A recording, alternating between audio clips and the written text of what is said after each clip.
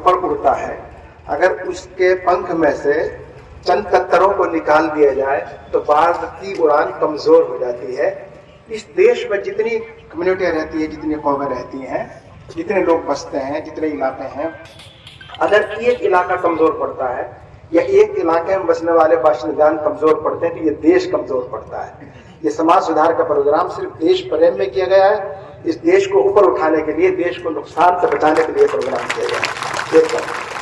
دوسری بات، تعلیم کے حوالے سے ایک بات کہی، میں اپنے بھائیوں سے کہتا ہوں اس علاقے کے لیے، جس طرح آپ دینی اعتبار سے نماز کو فرض مانتے ہیں کہ نماز کے بغیر گزارا نہیں، ایسے ہی ہر مسجد کے ساتھ آپ کا گاؤں، آپ کا محلہ، مسجد کے نمازی دعوت کے ساتھ ہی ایک پرائمری اسکول ضرور قائم کریں۔ ہر مسجد کے ساتھ، کسی مسجد کو مت چھوڑو، ہر مسجد کے ساتھ، ہر گلی میں ایک پرائمری اسکول جو آپ کی نگرانی میں چل رہا ہو، یہ بہت ضروری ہے۔ تیسری بات، اکبر بھائی کا مطالبہ، انشاءاللہ اس پر مشورہ کریں گے اور آگے قدم بڑھائیں گے، یہ کام ہوگا، یقین کے ساتھ انشاءاللہ کریں۔ اب آخر میں دعا، سبحان اللہ و بحمدہ، سبحانک اللہم و بحمدک، نشہد ان لا الہ الا انت، نستغفرک و نتوب الیک، سبحان ربک رب العزۃ عما یصفون، وسلام علی المرسلین والحمد للہ۔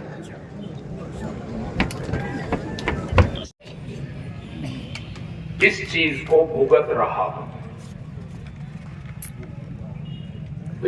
یاری، دوستی، رشتہ داری، جانکاری، ملنے جلنے والے، گائے بگائے جب تک کوئی نہ کوئی کہیں نہ کہیں سے کسی طرح کی سفارش اس چیز کو لے کر کے آتی رہتی ہے۔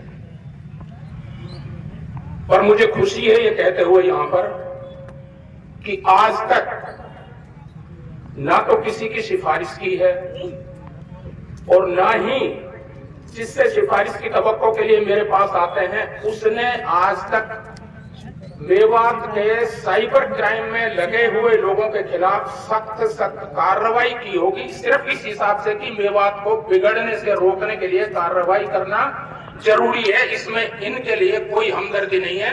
تو ہم سب کو، میں اس کی تائید بہت مضبوط طریقے سے یہ کرتا ہوں کہ ہم سب کو سختی سے یہ نظم کرنا ہوگا کہ ان کو جو بھی نردوش لوگ کے خلاف تو کوئی کارروائی نہیں ہو۔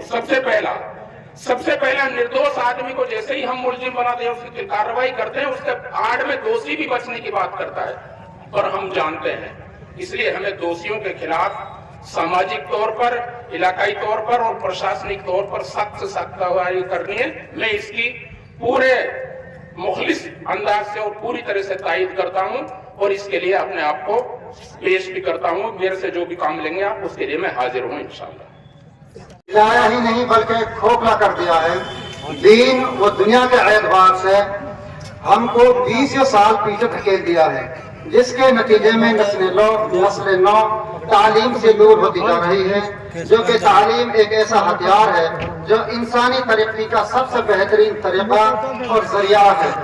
اور اسی سائبر فراڈ کے نتیجے میں ہمارے علاقے میں فحاشی اور یاریت اور بے-حیائی بڑھتی جا رہی ہے، جبکہ ہمارا علاقہ میوات سادگی اور پاک دامنی کے اعتبار سے مشہور تھا۔ آج پورا علاقہ ملک بھر میں بدنام ہو رہا ہے اور آج بہت سی بیماریاں ہمارے علاقے میں ان نئی حرام کاریوں کے، حرام کمائی کے ذریعوں سے جنم لے لیا ہے، اور نسل نو نئی برائیوں میں پھنستی جا رہی ہے، جس کے نتیجے میں معاشرہ بربادی کے دہانے پر ہے۔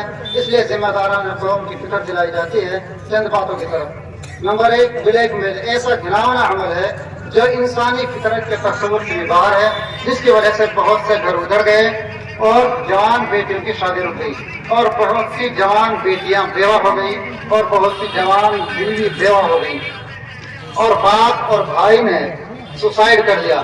بہت سے بلیک میل کرتے ہیں کہ اتنا تنگ کرتے ہیں کہ وہ آدمی خودکشی کر لیتا ہے، جو دنیا سے چلا جاتا ہے، جس سے پورا گھر ہی ٹھپ ہو جاتا ہے۔ بلیک میل ایک ایسا گھناؤنا عمل ہے جس سے ہماری خود کی بہن بیٹیوں پہ بھی بہت برا اثر پڑ رہا ہے۔